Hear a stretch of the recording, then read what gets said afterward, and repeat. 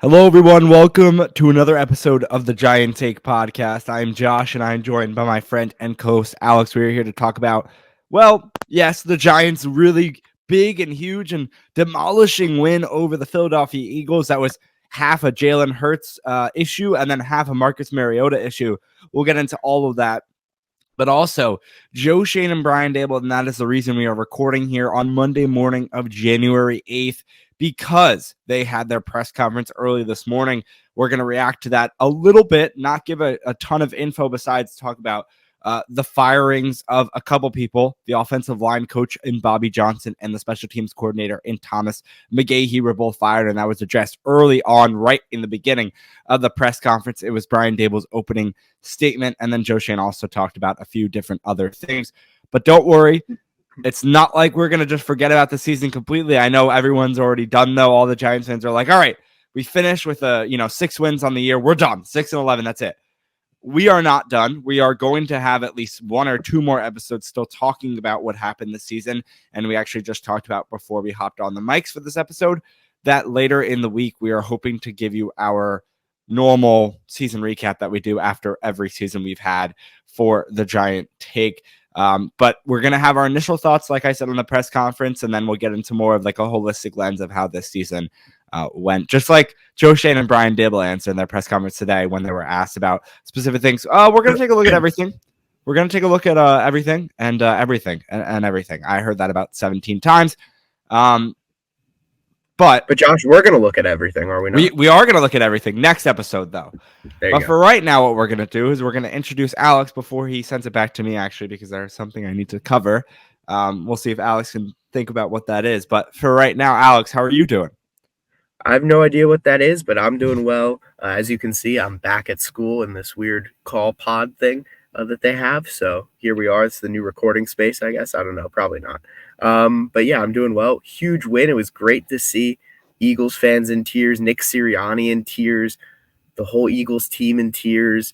It was quite fun, and them trying to brush it off like it's all going to be okay in the playoffs when they are getting bounced out.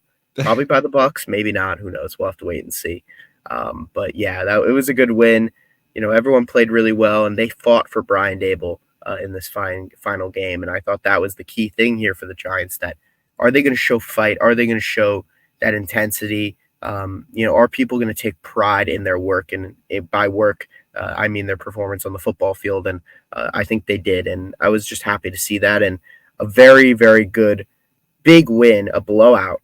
Pretty much for almost all of the game against the Philadelphia Eagles, who haven't been great this year, but they're still a very good team. So I'm happy with how this ended and how the season ended. And we only dropped one pick because of the win from 5 to 6. And the team that jumped us is the Chargers, who aren't taking a quarterback either, obviously, because of Justin Herbert. And they're not taking a receiver either, probably, with Keenan Allen, Mike Williams, and Quentin Johnston. So the two positions that I think the Giants probably are looking at in the first round, they are not taking. So overall, it's not a big issue, I think, from that point of view, for anyone who wants a little bit of draft talk before we get into the non-draft stuff. I was about to say, we went from we're going to take a holistic lens look back on the season, and Alex is already jumping 2 months ahead, 3 months ahead, 4 months ahead. I know people want to talk NFL about draft that real quick. I know people want to hear that, so I had to give the people what they want, Josh. Well, here's something that maybe only one person wants or a few people want, but it must be done. It's not only a special day, Alex, because the Giants fired Thomas McGaughey, and we're going to get a new special teams coordinator in here. But I did announce the date a little bit earlier. Today is Monday, January 8th, and it is also a very special person's birthday, and that is my father, who turned 50 today. He is now 50 years old. Happy birthday to you. I'm not going to continue singing. I'm sorry. Happy birthday, Dad. Number one fan of the Giant Take podcast. I'm sure he takes pride in that. So I had to give him a birthday shout out early on in this episode. So, when he's listening later or watching, he's going to be very happy about this. So I did not know the exact date of his birthday. So that was my reason I did not bring it up. I'm sorry. Well, now you know. And you said you sang happy birthday, which is a step ahead of saying it like I just did. So there you go. I did sing it. There you go. So happy birthday, Dad, and hope you enjoy the rest of this episode. We'll get into the 27-10 Giants win that was a birthday gift for him yesterday. Tyrod Taylor going 23 for 32, 297 yards, touchdown, and an interception. Alex, we had a point in this game where Tyrod Taylor got injured with a thumb injury, came out of this game. So then Tommy DeVito, and we were like, oh my gosh, what a way. This is how the Giant season should end. You know what? At this point, just throw out Tommy DeVito and we'll see what he can do. And hopefully he slings it for his final game in this 2023 regular season, 24 regular season, I guess, 2023-24. And DeVito ends up getting injured too and just didn't look good throughout the entire stint that he was in for a drive or two. His lower body seemed to just be shaken up. Maybe it was just the time that it was, now late in the last game of the season, just your body wears down. Or maybe it was a lingering injury coming in. Maybe it was something that happened during the game. But we had a point that we thought, oh boy, Paris Campbell, emergency, quarterback coming in, or Jacob Eason, I believe, was our third string quarterback for this game. Is he going to come in as emergency quarterback? Like, how is this Giants season going to end? And I feel like it was a picture perfect ending, just shows how this season was, because it was a season of injuries, especially a season of injuries in regards to our quarterbacks, with Daniel Jones going out with a torn ACL. Josh, this sounds a little bit like a season recap episode type phrasing and terminology here, Josh. I'm just want you to be careful. If you can talk about the draft for a minute, I'm allowed to make one reference to the season, and that was that with Tyrod Taylor going out, Tommy DeVito going out, it just was a little reminiscent of just what this season was. And luckily, Tyrod Taylor powers through the pain, stays in, and puts up a pretty good performance in the end of things. And my God, was it amazing to see Saquon Barkley run in for 2 touchdowns, whether that is his final 2 touchdowns of his New York Giants career, or whether it's just more of the same in the future. We'll have to wait and see. But it was nice to see those go in. And then Darius Slayton does what he does best. And he's now led the Giants, I believe, in 4 seasons. Receiving wise, 5 catch for 62 yards in this game, and a touchdown. Wan'Dale again doing his thing as well, 5 catches for 85 yards.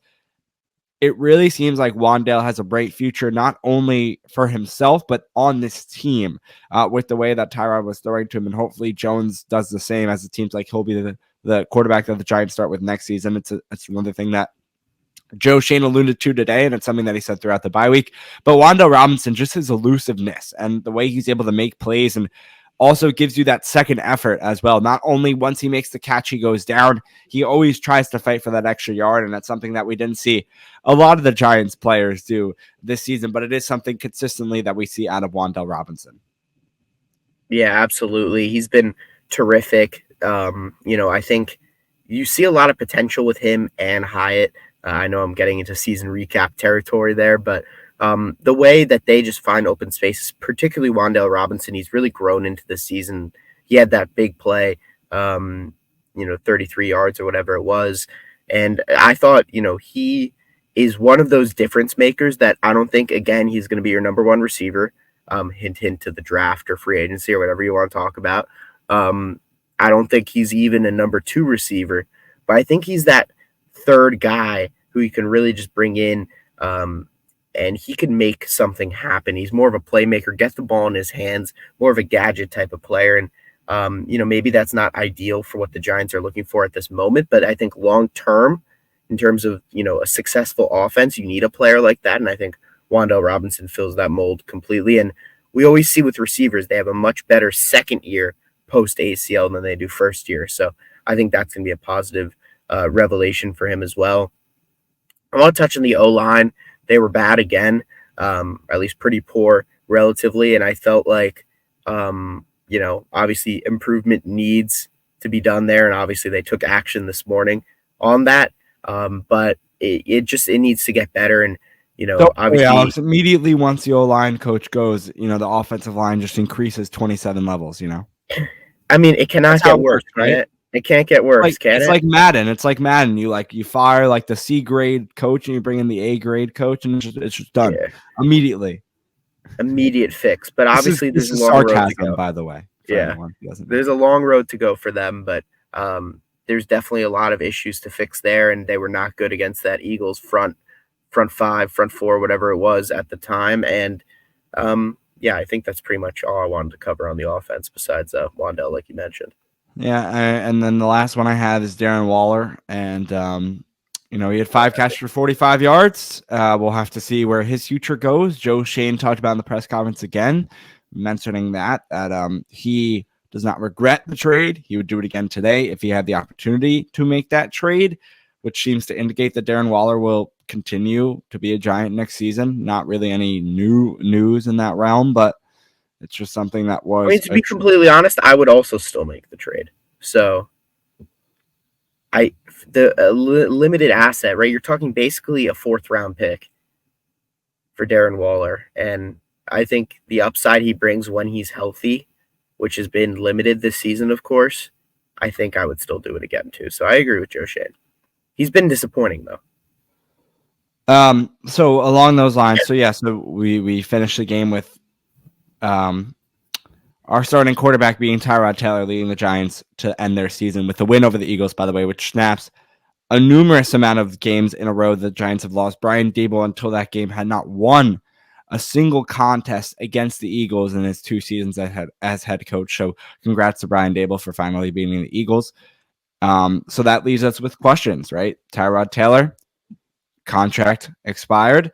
Is he going to come back with the New York Giants next season as a backup or a 3rd-string quarterback at that? If the Giants bring in a quarterback in free agency and the draft, which is what Joe Schoen has now repeatedly said twice in his bye-week press conference and now his end-of-season press conference. So it will happen.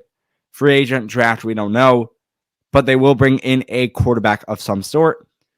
So does that mean Tyrod Taylor's time with the Giants is over? When he was asked about that, he said it's still in play, so it's still an option if the Giants want to move that way. And then Saquon Barkley. Joe Schoen again asked about this in the press conference. He said it is an option. He doesn't want to have to use his franchise tag every year. It's just an option that every team has in the NFL. And he's going, same thing that we heard last year. He's going to meet with Saquon Barkley. He's going to meet with his agent, and they're going to hope to find a contract. It does not seem like the Giants are done with Saquon Barkley. They want him back, and obviously they should. He's a very good player in this league and for this team, and he's the leader. And I think the numbers match up, right, Alex? The Giants and Saquon Barkley will be back on a long-term deal for at least 3 to 4 years, minimum of 3, I would say. And if not, I think they will apply that tag on Saquon again. I think it just will happen whether they want to do it or not. Now we're looking towards the offseason. This is not good. We need to stop doing this. Alex, defense. We're going to take a quick break. We're going to come back. We're going to talk about the Giants' defense. I thought Brian did a good job. Again, if you've been in the league long enough, you've seen some teams quit, and you've seen some players mail it in at the end of the season. And I just think part of the reflection of the job that he did is we went through adversity, and sometimes you have to go through it. We're still in year 2, so things were pretty good year 1. We started fast, had a playoff win, and maybe you didn't see where all the issues were, whether it was in the building, on the team, and the coaching staff, whatever it may have been. So going through it, I think it sucked, but it also opened our eyes to some things that maybe need to change, or we need to get better, or we need to change a process. And I think the biggest thing for Dave's is that he kept the team together, and they continued to fight. They came and they prepared every week. The leaders, did a good job leading through difficult times, and again, I think the results showed yesterday. All right, welcome back here to this episode of the Giant Take Podcast. Giants defense now, and I guess we can't talk about this defense without talking about Xavier McKinney, a guy who took every single snap this season for this New York Giants team, ends up with 2 pretty much unbelievable interceptions in this game. I mean, jumping the route to catch a screen pass for a pick, and then Tyrod Taylor on the first play throws it away, and they get an interception of their own, the Eagles do. But then that amazing concentration to get a toe tap on a deep throw by Jalen Hurts as well. Xavier McKinney was all over the ball today, had a pass deflection as well in this game, and I think everything just kind of came into fruition for him with, playing every single snap. Does he have anything to show for it stats-wise? Today, he got those stats that he was able to show in this game against the Philadelphia Eagles. So credit to Xavier McKinney. And again, gonna do the reference, a UFA. And, what's going to happen with Xavier McKinney after this offseason? The Giants going to bring him back? Is the money going to be okay? for McKinney. He's going to be, maybe asking for a little bit more of a bonus after he has this type of game. Look at back when we played the Eagles in the last game of the season. I had 2 interceptions. What do you got to say about that, right? So another milli per year, right? Right, Joe? That's probably what his agent's saying. I mean, yeah, it's going to be interesting. Obviously, they let Julian Love, go last offseason. He's a Pro Bowler this year. So do they do the same with McKinney? Do they keep him around? It's going to be a big conversation in the offseason. I think it really depends on price. But we're not here to talk about that. I want to mention Bobby Okereke, another player who's played 100% of the snaps this season. He was excellent. He obviously jumped over the offensive line on the tush push, which was very funny. And I know people have been talking about doing that. So it was cool that he did that. And yeah, I mean, he was fantastic. Dexter Lawrence was very good on the inside. And Azeez Ojulari had himself a pretty good day as well, which was nice to see. He kind of got himself in a rhythm. Just thinking of those kinds of players that came to mind when I'm thinking of good performances. And McFadden, again, that McFadden and Okereke duo, I think is very formidable. Maybe not as much in pass coverage, but in terms of run defense, in terms of defensive IQ, for whatever that's worth, both of those guys are top of the top, and they're a really good duo. Alex, another player I want to go to as well is Azeez Ojulari, who had 2 sacks in this game. That's what I just mentioned him. Did you actually? This guy, he doesn't care what I have to say.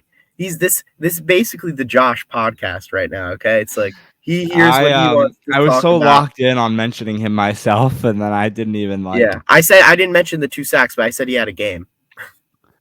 All right. Briefly, I heard you talking about Bobby Okereke and jumping over the O-line, and I got that part down. Was it right after that? Is that what happened? Yeah, it was right after that. Yeah, there you go.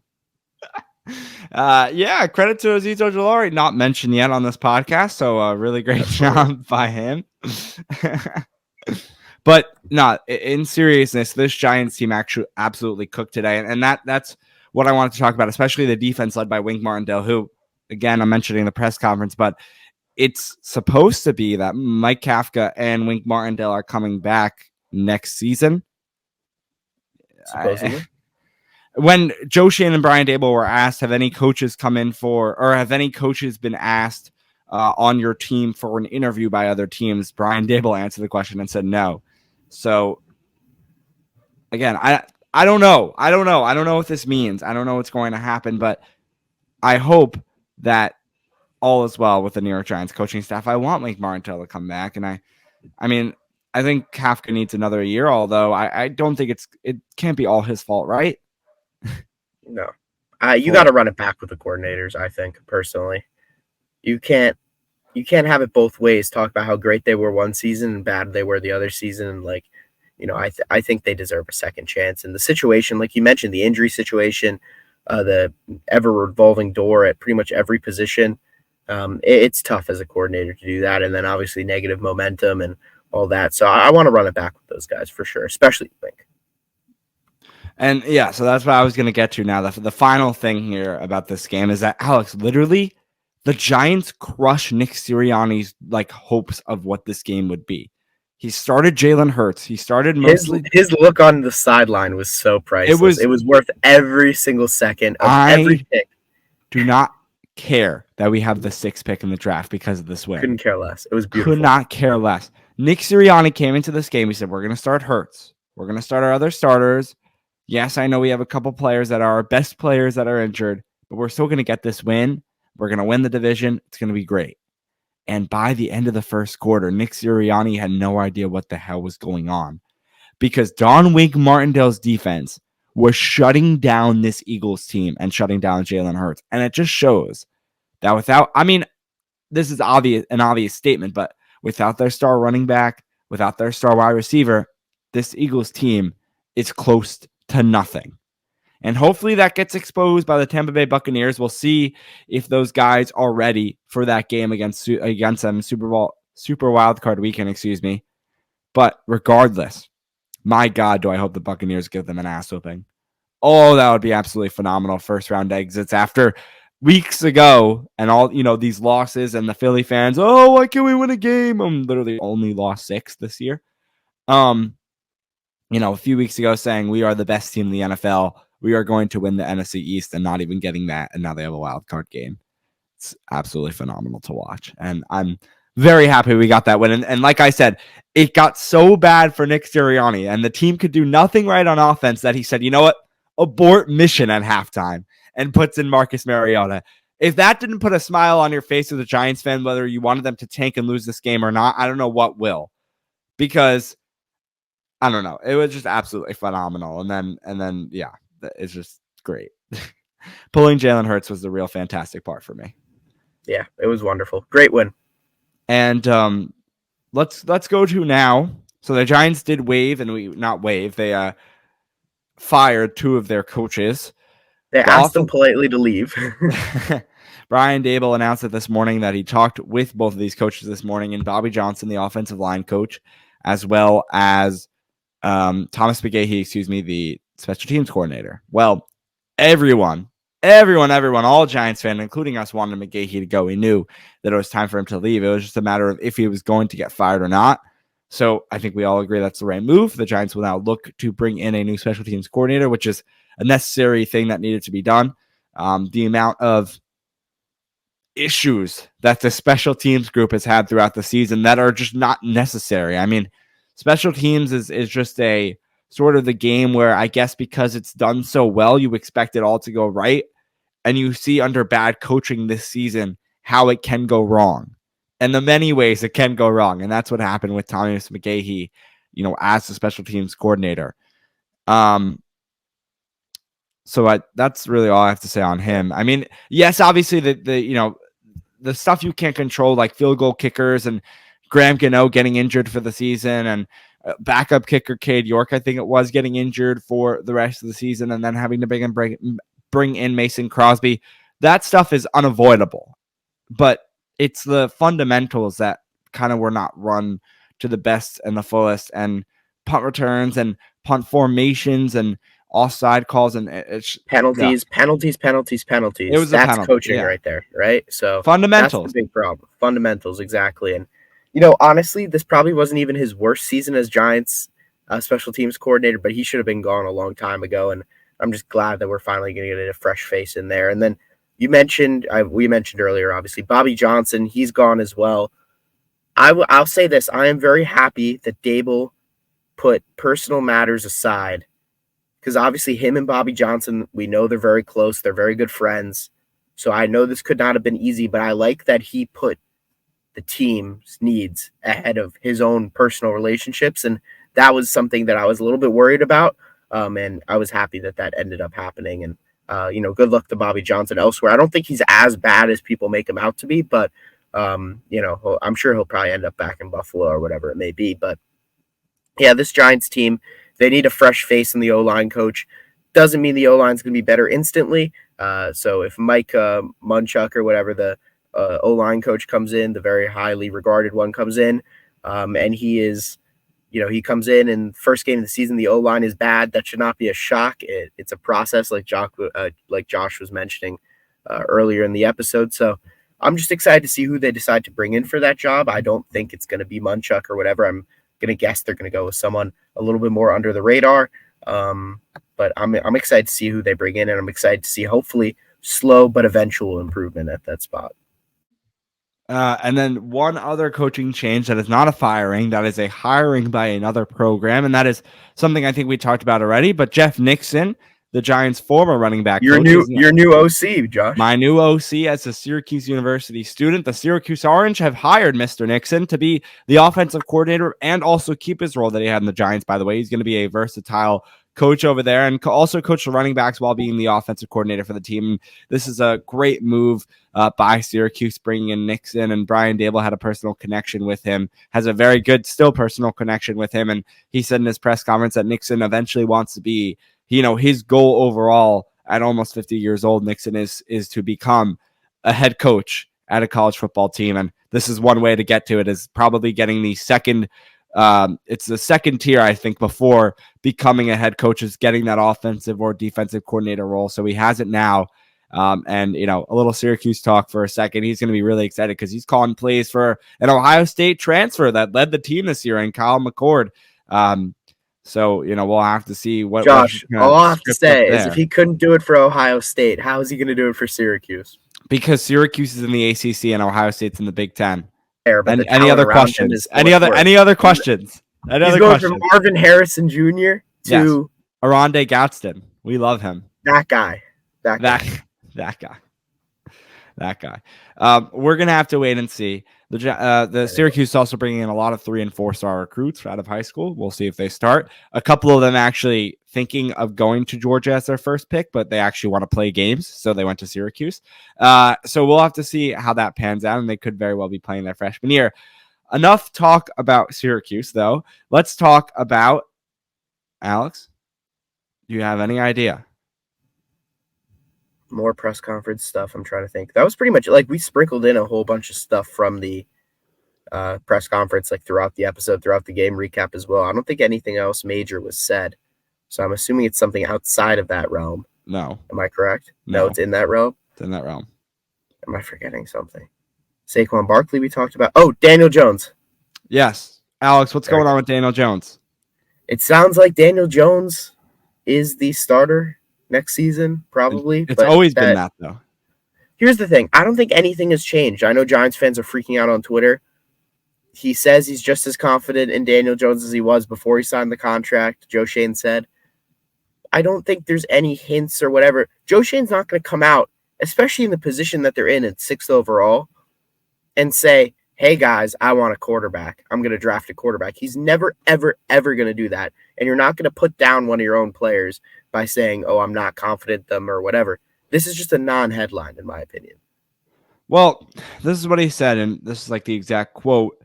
There's always a chance Daniel Jones is not ready by week 1, so we need to hope for the best, but plan for all possibilities. It's just expected. And then the other two things, I had two more that I wanted to talk about. Joe Schoen talked about how this is a good draft for them. They have 4 picks in the top 70. We'll have to see how that works out. Leonard Williams' pick is 46th overall, which is really good because the Seahawks missed out on the playoffs. Seahawks missed the playoffs, exactly. And that's a good thing there. And then the last thing he talked about was when he was referencing players who, that they were going to, because like I said in the beginning of the episode, they talked about repeatedly, we're going to take a look back. He mentioned one guy in particular. Alex, I don't know if you picked up on this. Paris Campbell was that guy, how he just did not work out in the offensive system this season. Joe Schoen was saying he's a very good player, and he thinks he'll still be a consistently good player in the NFL, but he is done with the New York Giants, and that is something that Joe Schoen definitely spoke about and seemed to very much not even indicate. I think he just kind of blatantly put it out there that he used him as an example, and just it is true. We brought him in as hopefully another piece to help out Daniel Jones and what we wanted to be out of this quote-unquote explosive offense this season, adding Darren Waller, keeping Saquon Barkley, adding Jalen Hyatt, Wan'Dale Robinson, right? And he just never really played it. It was low risk, high reward. So it still makes sense. It was a signing I would still make now, just for the chance that he could be a very good receiver. And, it didn't work out, but they didn't pay him much. And because he didn't really play much, none of those bonuses really kicked in. So it ended up being a pretty cheap deal. Oh, and at the end of the day, too, Sterling Shepard played his last game for the New York Giants. Completely forgot to mention that in the recap against the Eagles. They almost got that touchdown. They were trying to feed that. Hard. They tried to get him a touchdown. And I think it fifth all-time reception leader, though. So they got him that. It showed why Sterling Shepard is not going to be on the Giants anymore because, my God, they gave him so many opportunities to do things, and he did everything wrong. Like, he did not catch anything that was thrown to him. It's just he's guys like he's washed now. I mean, it's time. He knows it's time. It's time. It's time to go. And that is the deal with Sterling Shepard. Will he end up with another team? I can't imagine. I think he'll retire a Giant. I hope he retires a Giant this year. That there's no reason of giving it a stint somewhere else. Oh, congrats to Darius Slayton, who I think made almost $500,000 yesterday in that game with the reception, yard bonuses, the touchdown bonus. So congrats to him and Jihad Ward, who I believe made $250,000 for that 5th sack of the season as well. So congrats to those guys on a little New Year's gift, I guess you can say. Yeah, good for them. And I guess that's going to do it for this Giants versus Eagles recap. Not really. Yes, Joe Schoen press conference with Brian Daboll reaction as well. Alex, good luck titling this one. That's all I have to say. Yeah. Well, I think I'm going to title it Giants Eagles recap. Joe Schoen press conference. Daboll fires McGaughey. Bobby Johnson. Good title right there. So that's a big title right there. That's something we haven't had in a year or so. Those big titles. We'll figure it out. I'll figure it out. Don't worry. We got it. All good. Yeah. But we thank you so much for listening and or watching this episode of the Giant Take Podcast. Like I said, more episodes coming up, off-season content on the rise. But first, we gotta take a look at the season under review, right? That's what we're gonna do later this week, the 2023-24 New York Giants season review. An overall kind of recap is going to be later this season. And then also, if you're not already subscribed to our YouTube channel, I would subscribe now, because there is content that is not on the podcast that is on the YouTube channel throughout our offseason, especially the draft content. So if you really want to stay hooked on who the Giants are going to draft, where it's going to be, you need to subscribe to our YouTube channel, because not only are you going to get the content on the podcast, where you're able to watch it, but also other forms of short form video content that we just don't put out as episodes, because either it's literally 5-10 minute videos, or also you get to see our list in the boards of when we do like kind of our live mock drafts. Sometimes we'll still put it in the episodes, but it's like just not the same. You gotta, you could listen to the episode up till then and then switch to the YouTube video for that part and then come back. There you go. It's whatever you want to do, but we do put out, we do put out more content on the YouTube than that just doesn't get included on the episodes. Yeah. So yeah, that's all I have to say there. So a little PSA to subscribe to the Giant Take YouTube channel, and rate us 5 stars, hit that like button. That's really all I have for you, besides following the social media platforms at the Giant Take Pod on Twitter, TikTok, Instagram, Facebook. I'll probably be putting out clips later today from the press conference, so you can get a view yourself of what Joe Schoen and Brian Daboll said, and instead of having to watch the entire 30 minutes, I'll be posting those clips sporadically, hopefully in the next couple of days. Alex on Twitter at Inorian23. I'm on Twitter at JoshSolo29. And we thank you so much for watching and or listening. I don't know why at the end there I turned British. Yeah. I meant to say thank you so much, and then it kind of just slowed down. So it was like, thank you so much. Yeah, there you go. All right, thank you, everyone. Make sure to come back and listen to our season recap, because I think that's going to be a really fun. Yeah, I think we'll probably record that, yeah.